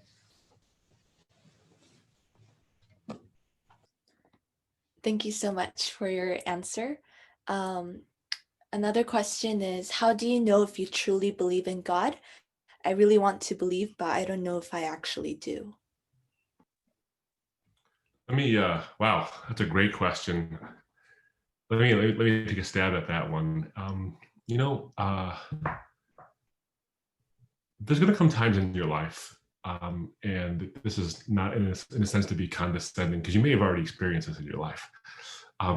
But there's going to be times in your life when you don't feel something, but you still know something. I'm married to an amazing woman, and I travel a lot all over the world. And there are times when I don't see her for 9 days at a time. I try to keep my trips as short as humanly possible. Sometimes traveling to Asia doesn't make that possible. We're shorter than 9 days, but we're in constant communication. But here's the reality: I don't know what she's doing in every second of the day, and she doesn't know what I'm doing every second of the day. But I know, without actually knowing, that she's faithful to me, based on the evidence I've already deduced from a life well lived and a character that is sterling. Do I know it for a certainty? Well, of course I don't. But do I have enough evidence to put faith in the reality of her faithfulness? There's another part of it too, another aspect of it too, is that I love my wife deeply. But this is just the way life is that there are times when you don't feel that sort of, I think it's oxytocin that makes you feel that sort of euphoria in your brain about the whole giddiness of when you first feel that infatuation with somebody. That still happens, by the way. Don't worry, it does not completely go away when you get married. In fact, there are times when it's actually almost unbearable. It's so great when you're married. But there are times in a dryness when you know that you love someone, but you don't feel like you know that you love someone, that this is the person what stirred the butterflies up, or whatever it is. But then you come to there's a knowledge that's a comfort knowledge, which isn't the same thing as rational knowledge. It's related, but not exactly the same, where that relationship is still solid. You don't walk away thinking, my goodness, my marriage is in trouble. You're not thinking that. You just don't have that sort of feeling about it at that particular given moment. That will come, and it will come back. But you know that a relationship is actually solid when, even in the moments when you're like, boy, do I really feel this? It actually sustains anyway. So if you're asking the question, and let me suggest this to you, and this may sound circular, so please forgive me if I do so, but the very fact that you're asking the question likely shows me that you actually do believe in God. Because if you're asking the question, I don't know if I really believe in God, that means you're taking your belief in God seriously enough to examine it. And if you didn't think this way, if there was never a time when you're thinking, sure, I believe in God, sure, whatever, and it just becomes a whatever to you, well, then I would start to wonder whether or not you actually believe. Now, I can't judge your belief. I'm not in your head. We all have these skull-sized worlds we live in, and I can't jump into your skull-sized world. But I can tell you that the expression I hear coming out, which is, I think I believe in God, but how do I know that I believe in God, is simply this. I think when I take all the faculties God has endowed you with, the rational mind, the experiential mind, the introspective mind. When you take all these things, so the rational mind looks outside for the evidence or the reasons you might believe in God. The introspective says, did I have an encounter with God? Did I actually engage in some kind of an ascent, not only there, but also giving my heart to God and giving my heart to Jesus? And I don't know if you said God, I don't know if you mean Jesus or not, but there is that level to which you can say, I remember that experience. I remember what it was like. I remember the reasons why, and I remember the reasons why I sustained that. What I would say is engage in that introspection, because that is when faith is actually proven authentic. When you engage in an introspective kind of faith, it was, I'm going to mess this up. I can't remember if it was Socrates or Aristotle who said the unexamined life is not worth living. The unexamined faith is not worth having. Now, I don't say that flippantly, because there's plenty of people who had an encounter with Christ who didn't go over the 9-year journey that I went, or the intellectual journey that Vince went through, or that many of you may have gone through, but they came to faith when they were children.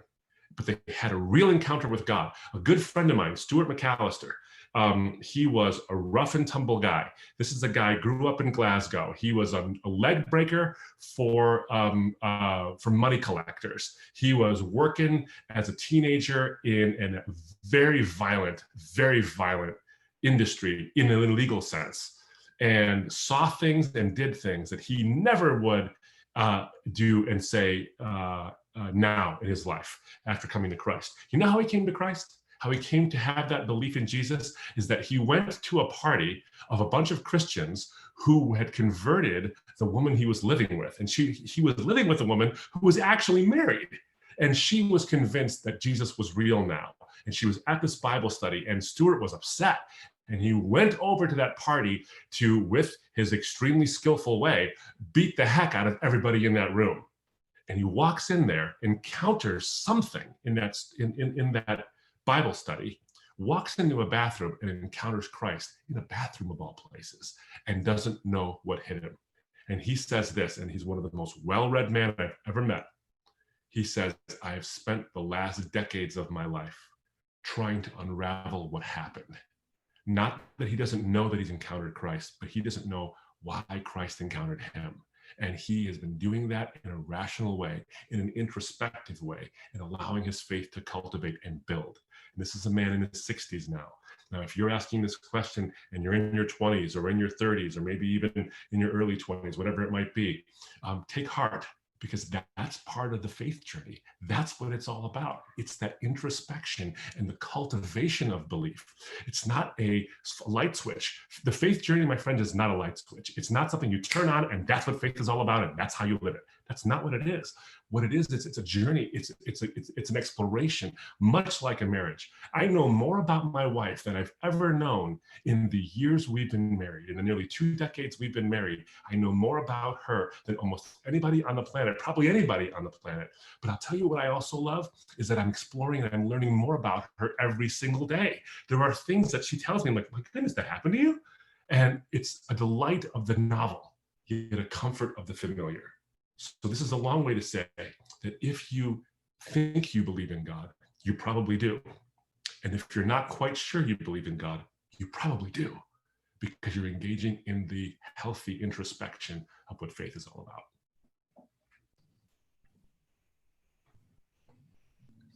Thank you. For the next question, does everything that happens in this world have the ultimate goal of glorifying God?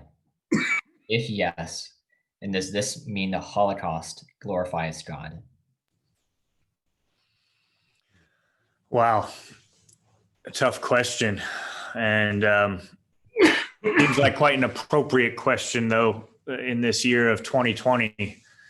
Even when you think about the pandemic and you think about why we're doing this digitally, well, there's been a lot of things this year where you have to ask that question, could this actually be purposeful?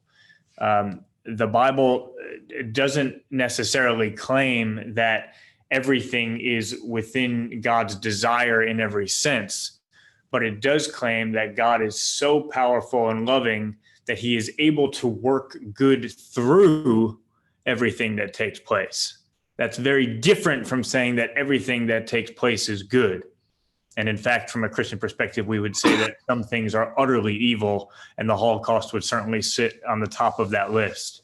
I mean, this is really the central message of the whole Christian faith, that not only is it possible to get life out of death, but the fullest and most abundant form of life comes through death. And that is right at the heart of the central message of the faith, because it is through Jesus's death that resurrection comes and that life is offered to us. That is what we put our trust in. And what the Christian faith invites us into is to put our trust in that life can come out of seeming death, even when we can't see it. And once in a while, we get the privilege of seeing how life can come out of death, but sometimes we don't.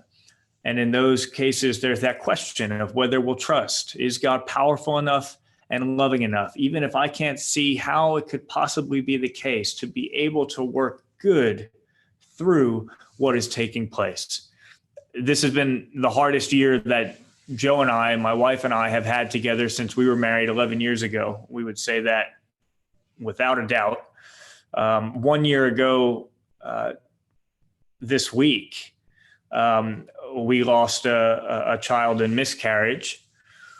That was very traumatic for us, very traumatic. And it's an odd type of loss, because it's a loss that sort of happens in secret. And maybe it's not an odd type of loss. Maybe a lot of our losses are like that, hope that we carry within us, that we hope will be born, that we long for in the future, and it dies before it ever comes to pass. Maybe there's a connection point there.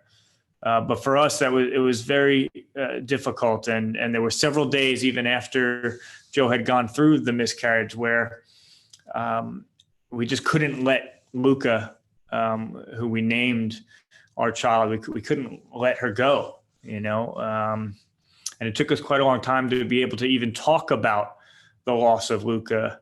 And we have just recently begun talking about it. And actually, it's been quite helpful and healthy for us. And it's felt like it has brought community into that loss of ours. Here's the amazing thing that we realized not long ago. You saw my newborn son, JJ, in his best Heisman pose at the beginning of our time together this evening. Jonathan, JJ, was conceived at a time that Joe still would have been carrying Luca. And so literally, the death of Luca made possible the life of Jonathan. And from my perspective, and in the context of my Christian worldview, there will come a time when we all could be together as a family.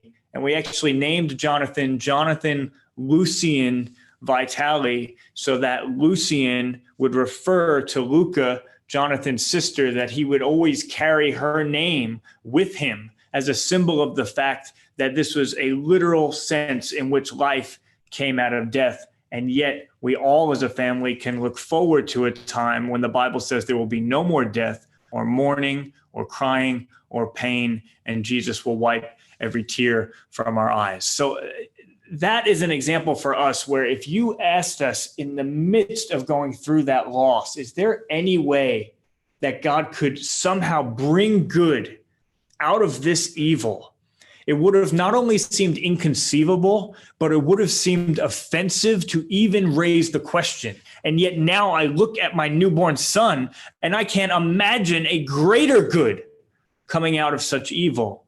And then when I imagine the possibility of us being together as a family in the future for all eternity, it puts me in awe of both the power, but even more than that, the love of the God that I serve. And so it's a very difficult question, but as I begin to reason it through and think about the central message of Christianity, of life out of death, it brings me to a point of just being deeply, deeply grateful to serve and to worship a God who is able to bring good out of even the most catastrophic evil. I mean, this problem of suffering, this problem of evil is such a monumental question that if you don't mind my doing so, I want to add on to such a powerful and moving answer, especially coming from the personal way in which Vince has taken the philosophical and made it extremely applicable to his own life and hopefully to yours as well. And I'll bring it to you from a friend of mine. A friend of mine asked me a question over dinner. He was an atheist, and he wanted to know how I became a Christian. So I told him the story I told you all. And so the conversation turned philosophical, turned theological pretty quickly.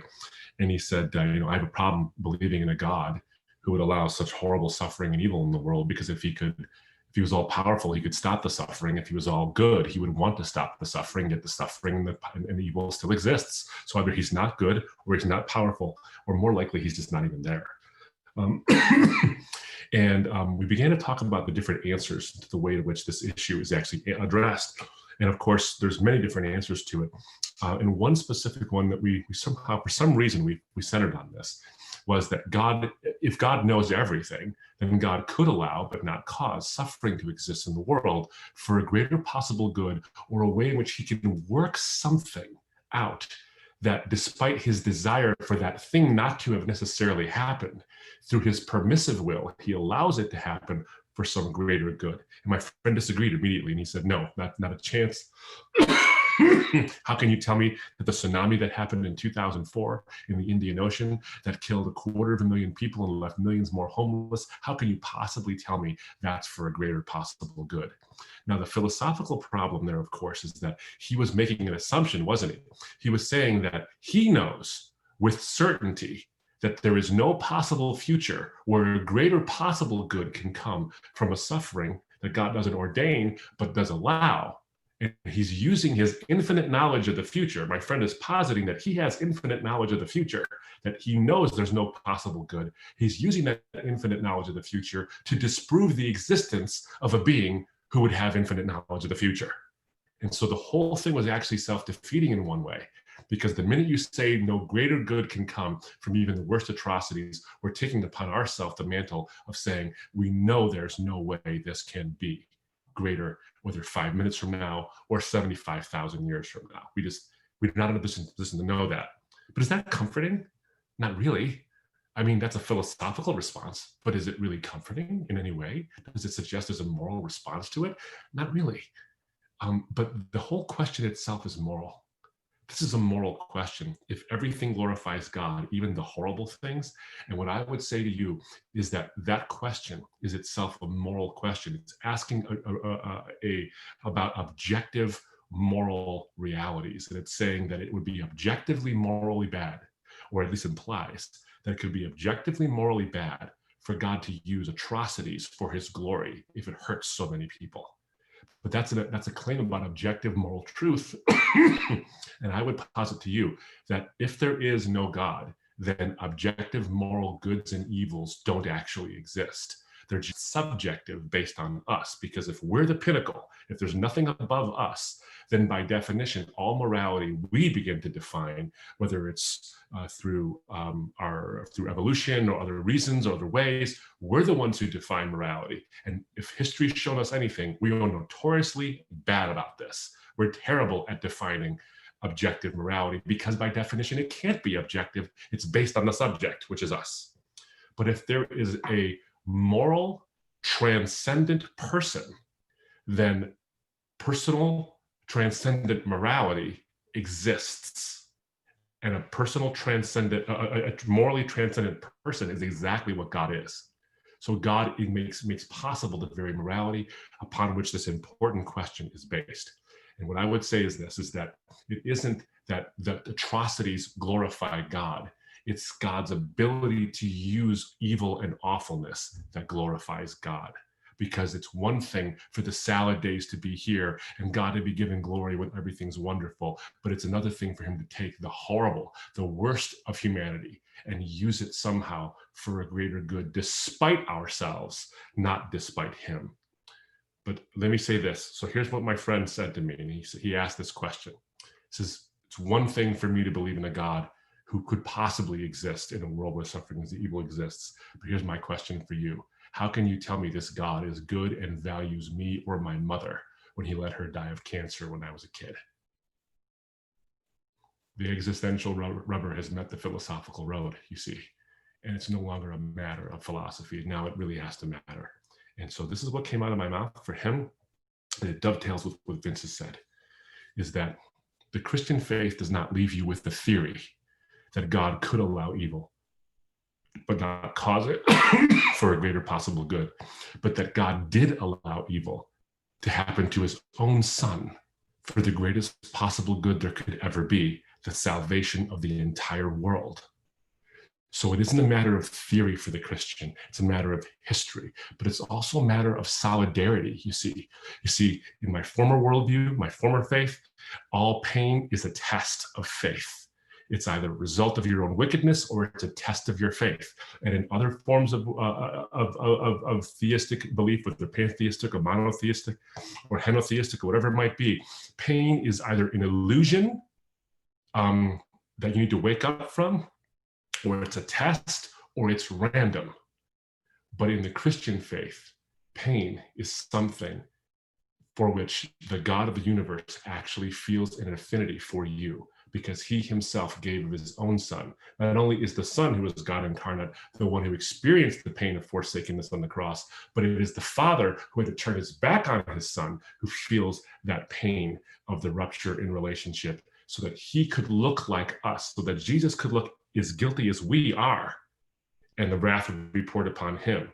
And the Father doesn't want that, but he does that for your and my sake. So whatever atrocities exist in this world, the atrocities themselves do not bring God glory, but it is God's use of the atrocities that can bring him glory, because they are ultimately for your and my good, even when we cannot see it. Wow, thank you so much. So this is going to be our last question, and we also invite Abdu and Vince to give us their closing remarks. But the last question is by Maddie from Yale University. Why is hell an eternal punishment for temporal sin? Well, thank you, Maddie, for a philosophical question. It's something I have given quite a bit of thought to. You know, we're finite beings, and then it seems that hell is an infinite punishment. And part of our claim in the Christian faith is that God loves every person, therefore he would treat every person fairly. And so why would you have a disproportionate punishment for the sin that's occurred? It's a great question, and it's really nuanced, and I appreciate it. It's quite a personal question for me as well. It's interesting, Abdu, mentioned the relationship between the existential and the philosophical, the personal and the theoretical. And for me, often, although I'm a philosopher and that's what my training is in, it's often a personal experience that helps me to see the philosophical more clearly. And with respect to this question, it was a number of years ago when a guy who I used to fight with as a teenager, he wasn't a very nice kid. And I wasn't a very nice kid either. And I can remember taking every opportunity I could to push him down. And I found out a number of years ago that he had committed suicide, that he had taken his life. And when I found out that news, it really hit me hard. And all of a sudden I started to ask some questions. Would that have been the result? Would he have taken his life had I been kind to him, had I been generous to him, if I had used the same free will that God gave me, not to push him down, but to help him up? And I didn't have answers to those questions. And I was a Christian at this point. And the verse in the Bible that says, "For the wages of sin is death," I had read that line dozens, probably hundreds of times, never really hit me like it did when I heard that news. In a literal sense, for the wages of sin is death. And it made me realize, what if God shone a spotlight, not just on the rippling effects of my unkindness to that young man, but on the ripple effects of my unkindness throughout my entire life? I think we vastly, vastly underestimate the reality of the sin and the guilt in our lives and the bad consequences that we are a part of. Maybe we underestimate that because we don't really believe there's a resolution for it. And so we don't want to admit that that's the case, because then we'll just be wallowing in despair. I think Christ frees us from that because he has done what is necessary. He has paid that price. He has made that sacrifice. And so for me, at least when I became a Christian, it freed me to be honest about the sin in my life. I would never ask for forgiveness before I came to faith. One of the biggest differences in me from then until now. And boy, am I glad that that happened before I got married. But now I'm probably in the other direction. You know, I ask for forgiveness all the time. If I go a week without asking for forgiveness, it's not because I've had a perfect week. It's because I'm wanting to hold on to my pride and not admit that. Going back to the question, the ripple effects of my sin. That's just one instance of sin in my life. And how did I potentially participate in that young man ultimately coming to a place where he took his life? That's not to mention anything else. One instance. And now imagine the impact that that had within his family. Imagine the impact that that's going to have for lineages of potentially descendants who are going to have that as part of their family history, and then the impact that that's going to have on them and the way that they're going to function potentially in some unhealthy ways in the context of relationship. The more I think about it, it's not so clear that my sin is finite and the punishment is infinite. My sin is a lot more significant than I ever gave it credit for. And it makes me wonder if that's partly why Jesus speaks at times about kind of looking lustfully being as adultery, unjust anger being as murder. I think if we saw reality from God's perspective, the things that we brush off as, it's just no big deal. It's just kids being kids. It's just teenagers being teenagers. Much more significant than maybe we think. And one other thing I would say here is that I think the significance of sin also depends on the extent of the love of the person you are sinning against, the extent of the love that they have for you. You know, it's not good for me to be unkind to anyone, but it's particularly bad when I'm unkind to my mother. Why? Because she made serious sacrifices for me.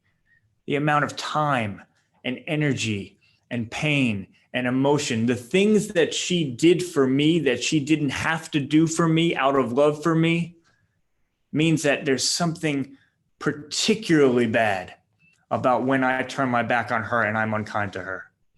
One of the reasons I think we underestimate the significance of the sin in our life, the infinite quality of it, which requires an infinite sacrifice and an infinite punishment if we don't accept that sacrifice. One of the reasons for that is because I think we just vastly underestimate God's love for us.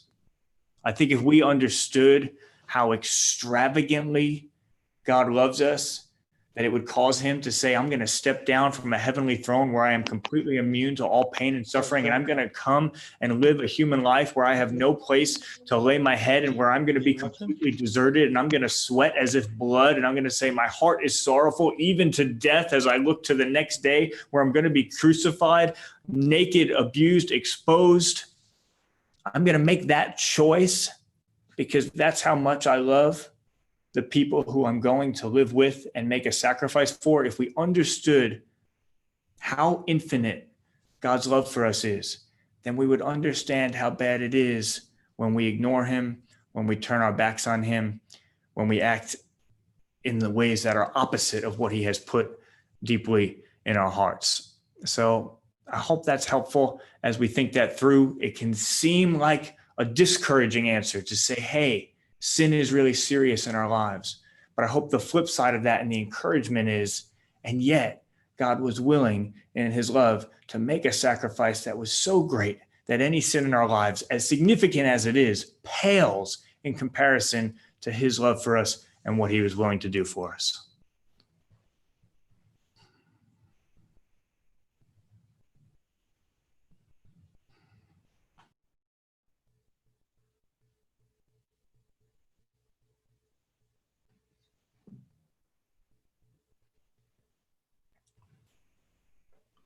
Are we going to be offering some closing comments then? I don't want to necessarily add to that answer. That was good enough for me. So let me take a moment then and say a closing comment.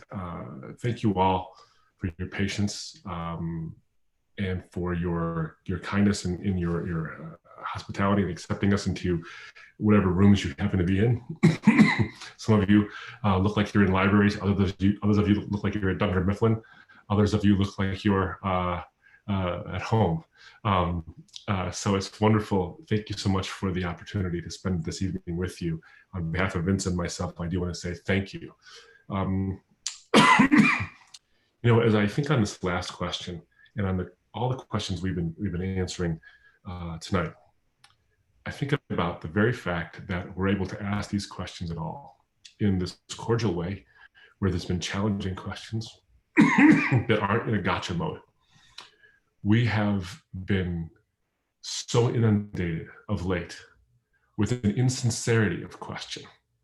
I just wrote a book called Seeing Jesus from the East, and Jesus, as an Easterner, and many of you Easterners will know this, he was in an honor and shame culture, which means that it wasn't morality wasn't necessarily based on just guilt and innocence or truth and falsehood, but on the way in which what you do affects the community around you. Do you believe something because it's expedient for the community to have you agree with them in that culture? Or do you disbelieve something because it's the right thing to do? Even if it was true, should you still disbelieve in it because of your parents or because of tradition or whatever it might be? The West is becoming very much like that. East and West, they say, are as far apart from each other as could possibly be. They never will meet.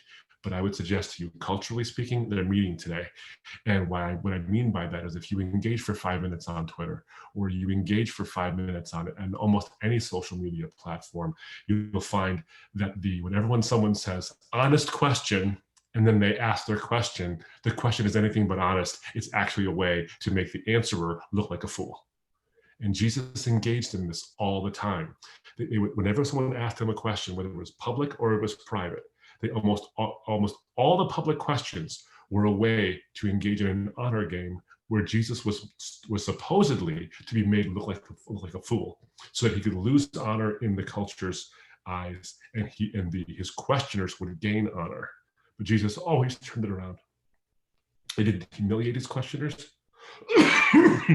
but he did engage in their questions and expose their motivations.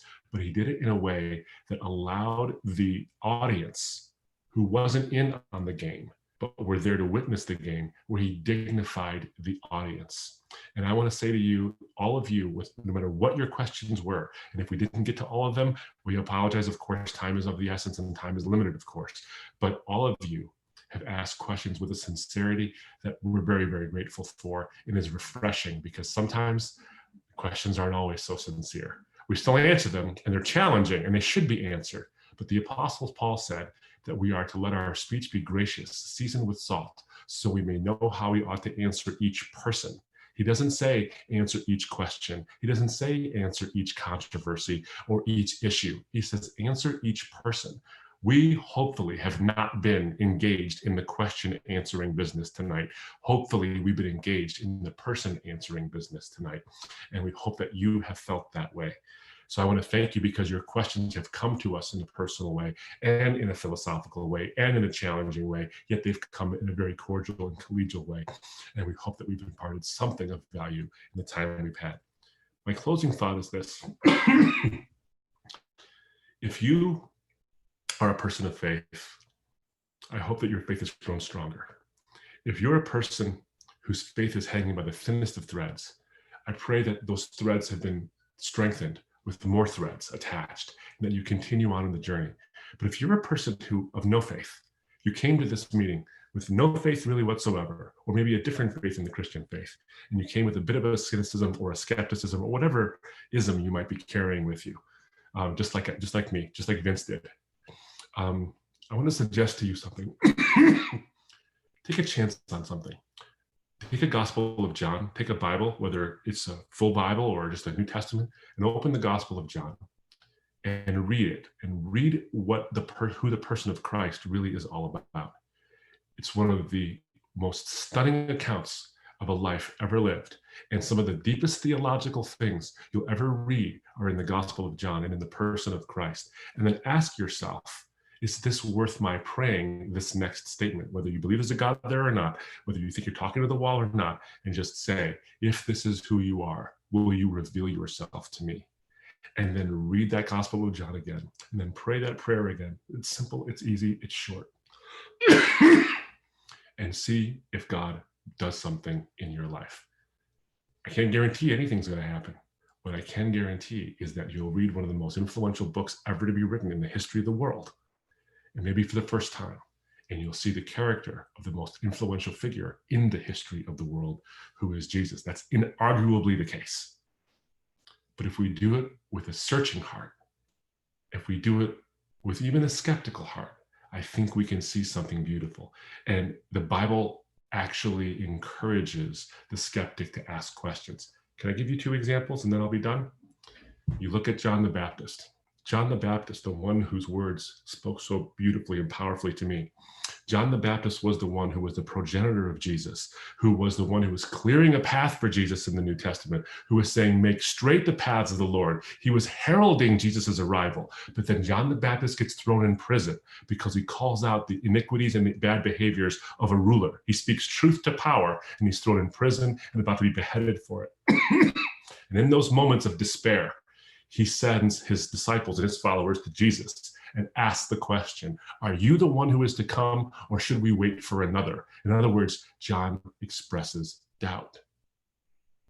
The one of whom Jesus said, there is no man greater born among women than John the Baptist. This same guy expresses doubt. And what does Jesus do with his doubt? He doesn't say, you go and tell that lousy so-and-so who's abandoning me now that, I want no part of him. He doesn't do that. He says, go and tell John what you see and hear, that the dead are raised, that the sick are healed, that the blind see and the deaf hear, and the good news is preached to the poor. Go and give John the evidence that he needs to be strengthened in his time of despair. And then there's the Apostle Thomas. The Apostle Thomas, who would not believe, though he saw Jesus minister, he saw the miracles in Jesus' life. When Jesus is crucified, he's devastated by it. He's shaken up to his core by it. Doesn't know what to do. And his colleagues all say, we've seen the risen Jesus. We've seen him alive.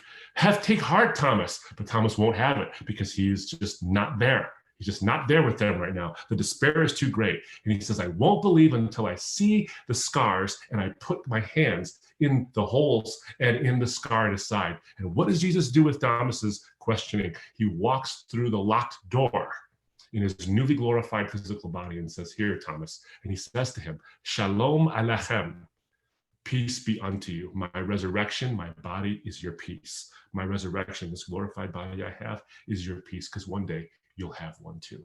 And Thomas falls to his knees and says, my God and my Lord. And he gives his life to Christ. And he sacrifices his own life in spreading the gospel in India. Now, the reason why I tell you that is that you'll have questions, you'll have doubts, and you'll have moments when the despair is just too great. Maybe you're in one right now. But can I tell you that the fact that Jesus bears scars for eternity, he will never heal those scars, is because the eternity of hell that we are fearing has been paid for in the eternally born scars of Jesus, so you can have an eternity with him. And it's in that moment that hope can last despite our circumstances. This is who I offer to you, and I would suggest read this Gospel of John, and maybe you'll see something of the hope that can outlast coronavirus. It can outlast our circumstances. It can outlast elections. It can outlast Twitter and the snarkiness we're all giving to each other. This is who we offer to you. Thank you so much for the opportunity to spend even a little bit of time with you on this wonderful evening. I would only add my thanks. We feel truly honored that you guys would take the time to listen to us tonight and ask your questions. And I would just say, I don't believe any person on this call is here by accident. I told you the story earlier that I dropped to my knees and I became a Christian. I gave my life to Jesus in 122 Jolene Hall, my dorm room, my freshman year. Not long ago, after I had spoken somewhere, a woman came up to me at the end. She was visibly moved. She said, "Did you say 122 Jolene Hall?" I said, "Yes." She said, well, I lived in 121 Jolene Hall about 15 years before you. She said, and I spent my 4 years in college praying for the salvation of the guys in 122 Jolene Hall. Now, it depends on what your belief system is. Maybe that just sounds like a great coincidence to you. But maybe, just maybe, there's a God who's orchestrating the details of our lives to put us in position to come to know him. To that person that asked, why won't God just reveal himself to me? I'm desperate to know him. Could it be that he was orchestrating the details of your life, that you would be on this call tonight for just that reason, to come to know him, not as a God who asks you to park your brain at the door. No, a God who made all of you and therefore values all of you and therefore wants you to use every aspect of who you are in your search for him as you trust that promise. If you seek me with your whole heart, you will find me. And may God bless you on your continued journeys. Wow, thank you so much. My name is Daniel Jabeda. I'm one of the co-presidents of Christian Union Lux. Can we all give a huge round of applause to Vince and Abdu? From Christian Union, I would like to gratitude to all the people who've made tonight's event possible. Thank you to our outreach team leads, Luke Bell and Maddie Bartels, for coordinating and executing tonight's event, and all our CU campuses for bringing together so many people from across the country to participate. Thanks to Christian Union for sponsoring us, for our ministry staff in supporting our leaders. Thank you again to Vince and Abdu for contributing their stories and insights. Thanks to each and every person who attended tonight, without whom we could not have had such an exciting and meaningful event. God bless you all.